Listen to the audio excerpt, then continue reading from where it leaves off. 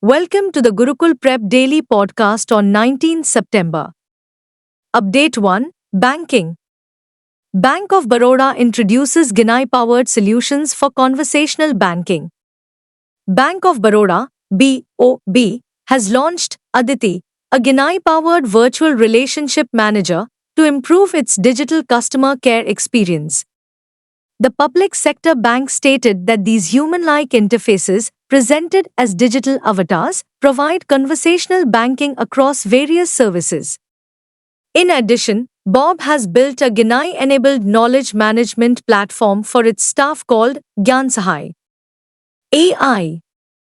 Additionally, the GenAI-enabled knowledge management platform aims to empower the bank's large customer-facing workforce with the right information on products, policies, and processes to improve service delivery. Update 2 International. Jordan's king appoints new Prime Minister.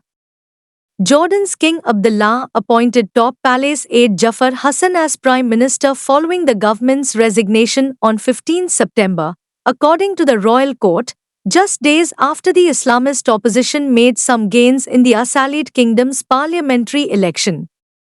Hassan, the current head of King Abdullah's office and a former planning minister, succeeds Bisha Khasavne, a seasoned diplomat and former palace advisor who was appointed nearly 4 years ago, according to a royal court announcement.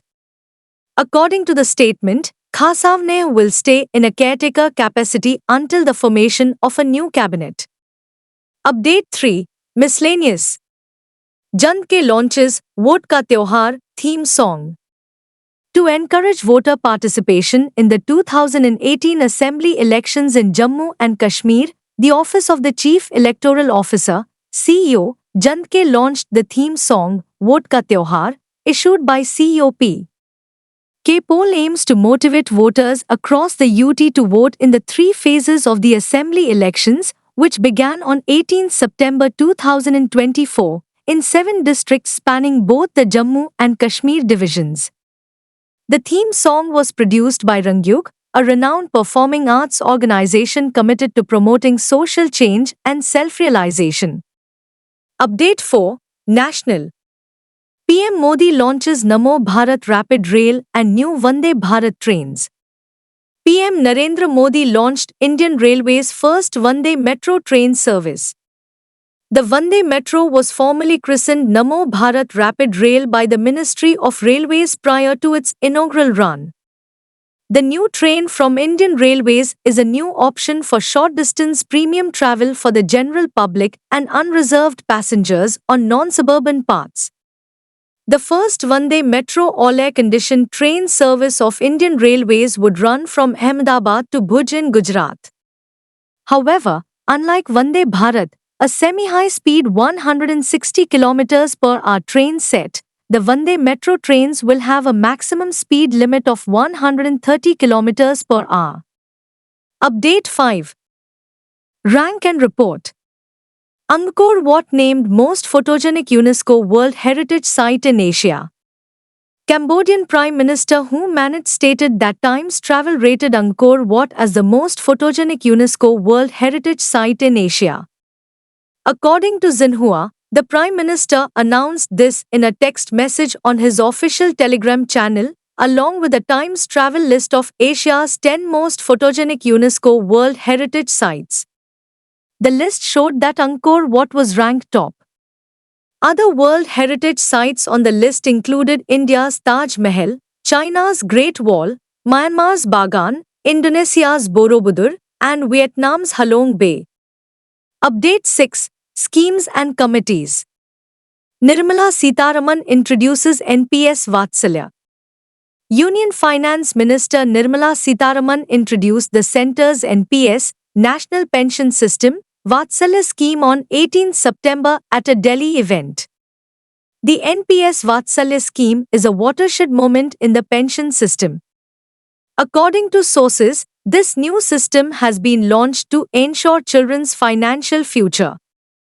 The Pension Fund Regulatory and Development Authority will oversee this system. This scheme will allow parents and guardians to secure their child's future by investing in a pension account. Update 7 State. PM Modi launches Odisha's flagship scheme Subhadra.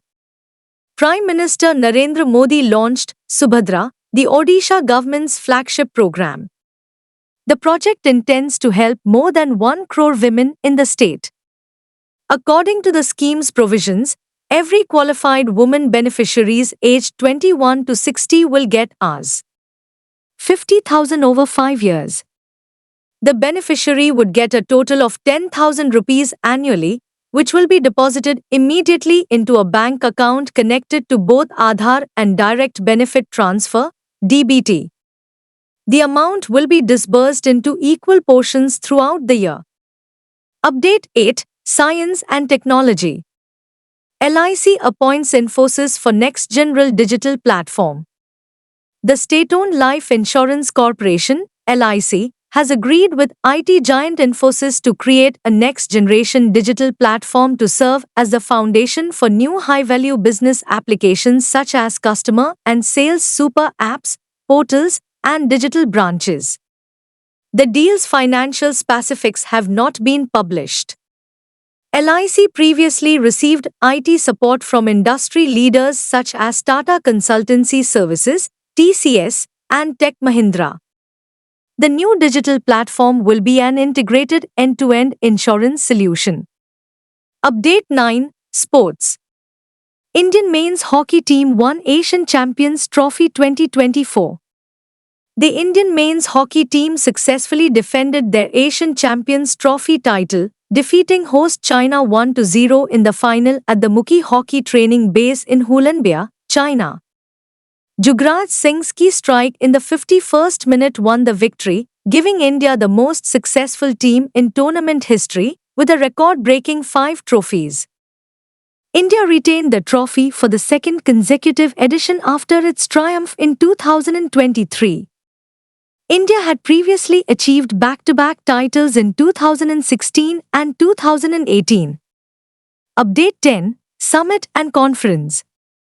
India hosted the formal meetings of the COP9's Fund Approval Committee.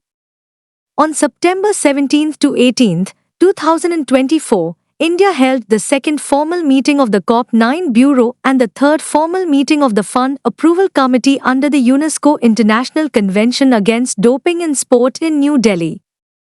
As Vice Chairperson of the COP9 Bureau, India has taken the initiative in organizing these high-level conferences, which have brought together key decision-makers and dignitaries from around the world. Senior officials from the UNESCO International Convention Against Doping in Sport were also present, contributing to the discussions in a hybrid format.